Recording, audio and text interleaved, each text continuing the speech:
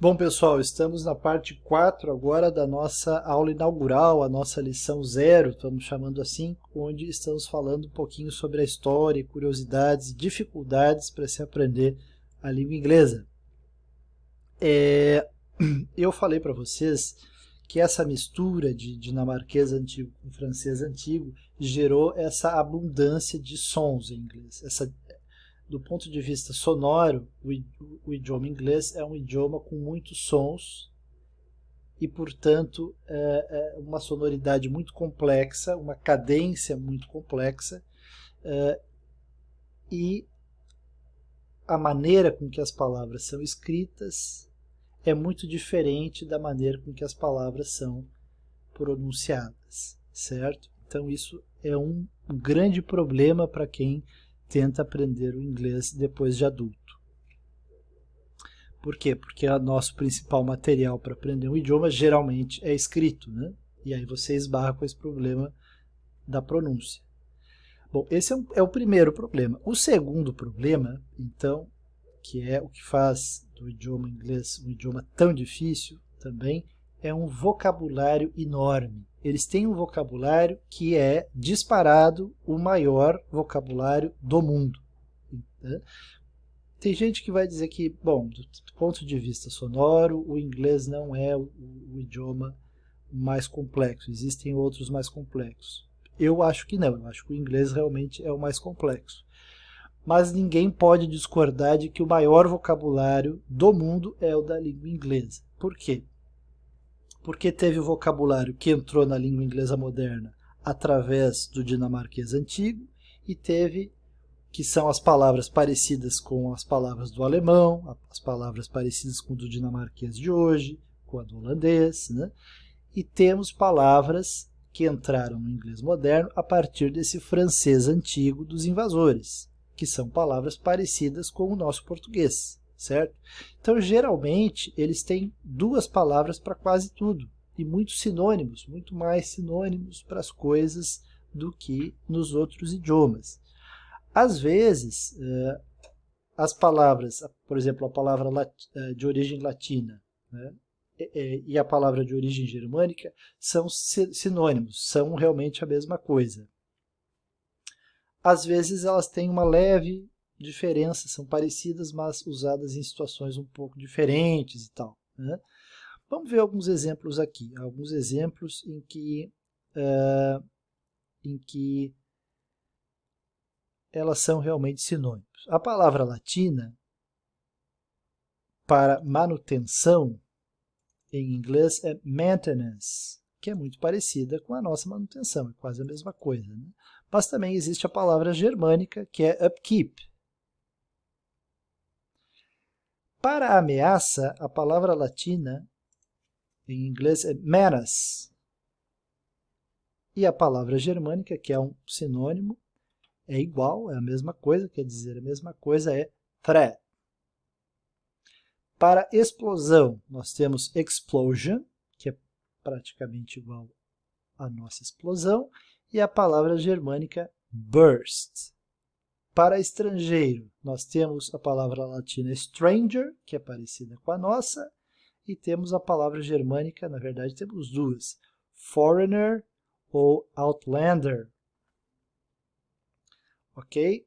Então, em alguns casos, como eu disse, as palavras latinas e germânicas são muito próximas em sentido, mas não são exatamente sinônimos. Por exemplo, intelligence e cleverness ou smartness, elas não são totalmente sinônimos, né? Elas são um pouquinho aí, às vezes você traduziria smart como esperto, smartness como esperteza e tal. Né?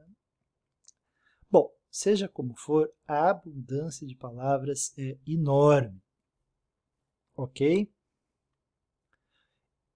E olhem uma coisa interessante, até hoje, quanto mais culto for um texto em inglês ou uma situação, né, de fala, mais palavras de origem latina você vai ver.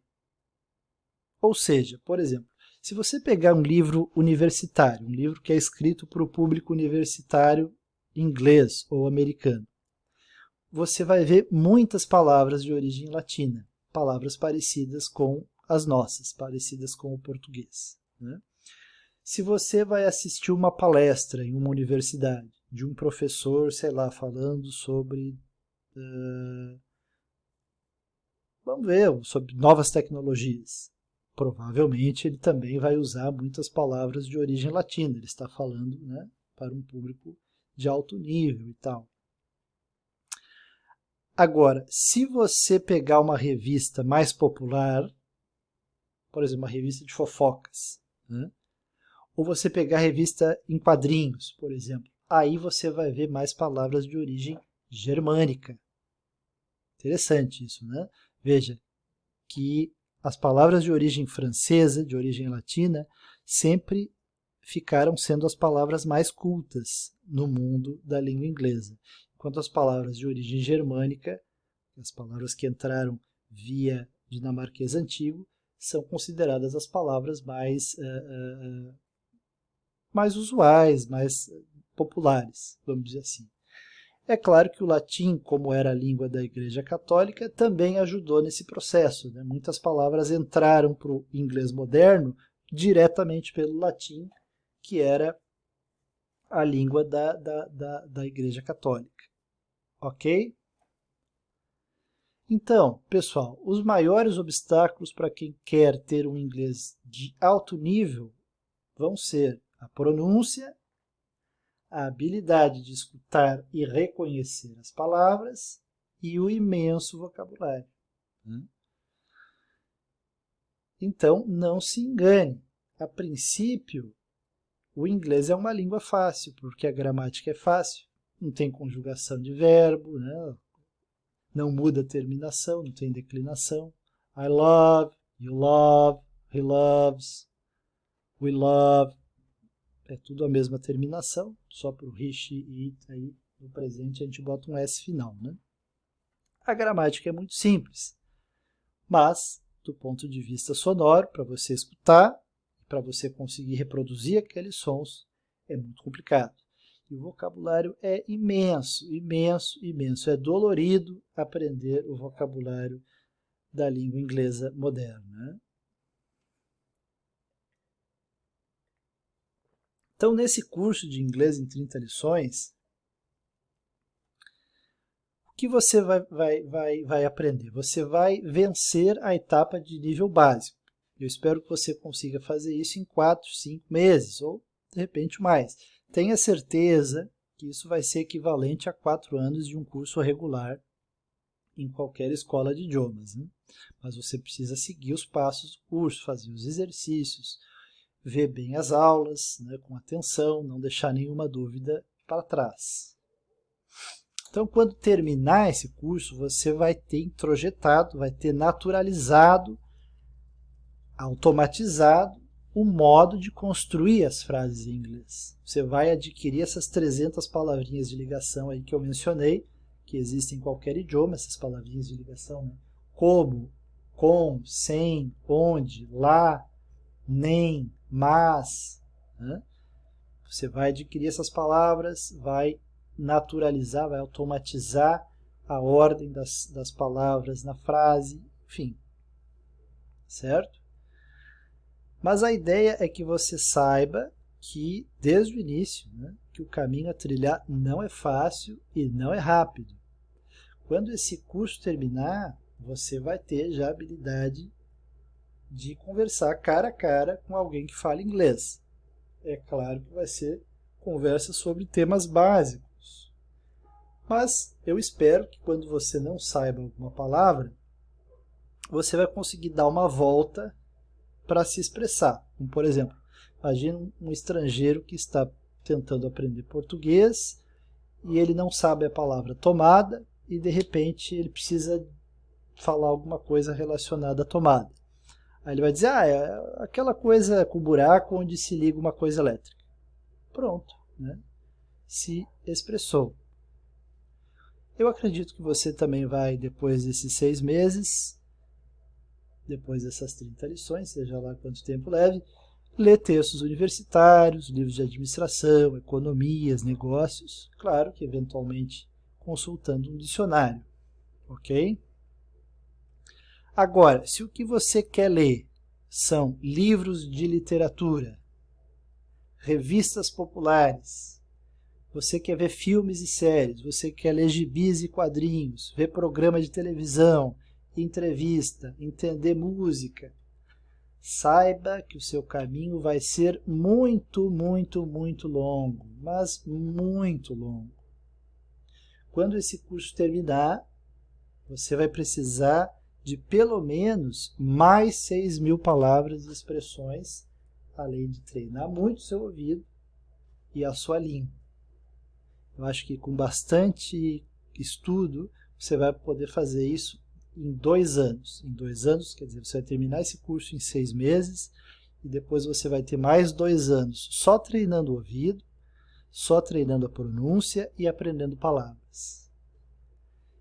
Quando esse curso terminar, eu pretendo fazer um outro curso, né, com as técnicas adequadas para você fazer isso. É claro que existem muitas técnicas, eu não vou dizer aqui que eu domino todas elas, né? Eu acho que cada um tem a sua parcela de razão, mas eu vejo que isso funcionou para mim e funcionou muito bem para mim. E eu não conheço mais ninguém que tenha chegado a esse nível de inglês sem jamais ter vivido em um país de língua inglesa. E também conheço muita gente que mora em países de língua inglesa por anos e não chegou a esse nível. É muito comum uma pessoa morar nos Estados Unidos ou morar na Inglaterra por muitos anos, né, até estudar, até fazer um mestrado, um doutorado, né, e conseguir se virar bem, consegue fazer a sua tese de doutorado, consegue trabalhar legal, né, mas senta para ver um filme, ou senta para ler um livro ou uma revista, não entende tudo que está lendo, não entende tudo que está escutando. Por quê? Porque faltam palavras. Faltam palavras e também falta exercitar o ouvido. Mas nesse caso das pessoas que moram lá, eu acredito mais é que falta palavra mesmo. Não é fácil aprender todas as palavras novas, né? Pense em todas as palavras que você sabe em português. Eu não vou dizer quantas são, eu sei quantas são em média, mas eu não vou dizer para vocês não se assustarem. Mas isso é muito comum, pessoal. Então, hoje o meu nível de inglês é muito, muito alto. Mas isso me custa bastante. Né? Eu preciso manter, para mim manter o meu nível, eu preciso estar constantemente escutando coisas em inglês. Eu reviso pelo menos 200 palavras todos os dias e eu tenho um caderno de frases, eu tenho um caderno onde eu desenho as palavras e tal, né? Então, não é fácil manter o nível. Vou continuar no próximo vídeo, que esse vídeo já está muito extenso.